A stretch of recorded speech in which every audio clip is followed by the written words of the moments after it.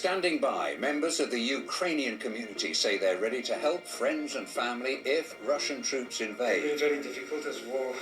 It's, everything goes, communication goes, electricity goes. It'll be very worrying. The family might want to contact us, but I just hope we don't have to go to that. We've been hearing how Ukrainians in Wolverhampton feel about the threat to their home country. Also this evening, got an old banger? Here's how you could help the planet and get £3,000 in travel credits. He's a living, walking work of art. Now you can see for yourself why he was acclaimed as England's most eccentric dresser. I'm so comfortable in my clothes. for me, these are as comfortable as anything. And Storm Dudley today, but amber warnings for Eunice on Friday. Forecast to be one of the worst storms in decades. I'll have all the details for you later.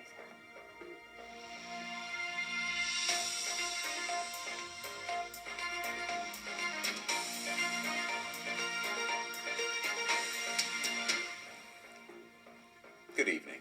Members of the Ukrainian community from across the West Midlands say they're ready to help friends and family if Russian forces invade. NATO defence ministers have been meeting in Brussels to discuss their response to the crisis, as Russia said it was pulling back troops from the Crimean Peninsula. With diplomatic talks continuing, families here have been coming together to pray for peace, while also admitting they're fearing the worst. Bob Hockenall reports. A long and proud history is there for all to see at the Ukrainian Community Centre in Wolverhampton. Murals depicting pivotal moments from the past adorn the walls. But it's the present on the mind of Andrew Dudar. Worried about relatives living in Ukraine, this morning he was able to contact a cousin in the city of Lviv. They are worried. They're not expecting an invasion, but that may be just regionalised to that area. I don't know. There's no sandbags, there's no army checkpoints, there's no sign of army patrolling streets or anything like that. The estimated 2,000 residents with Ukrainian heritage living in the Midlands have been coming together to pray for their fellow citizens back home.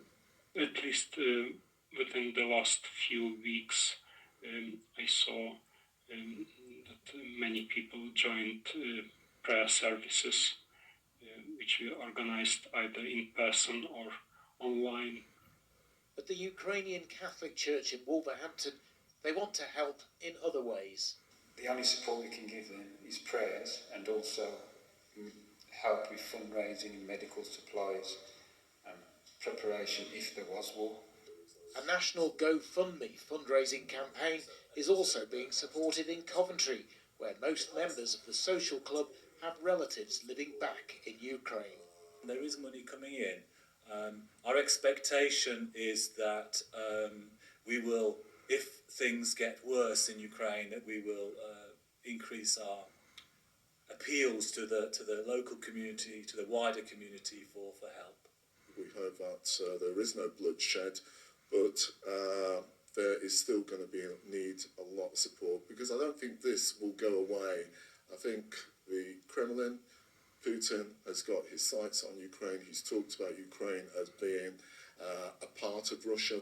Even though they live thousands of miles away from their homeland, these are tense times for this community, knowing so much is at stake.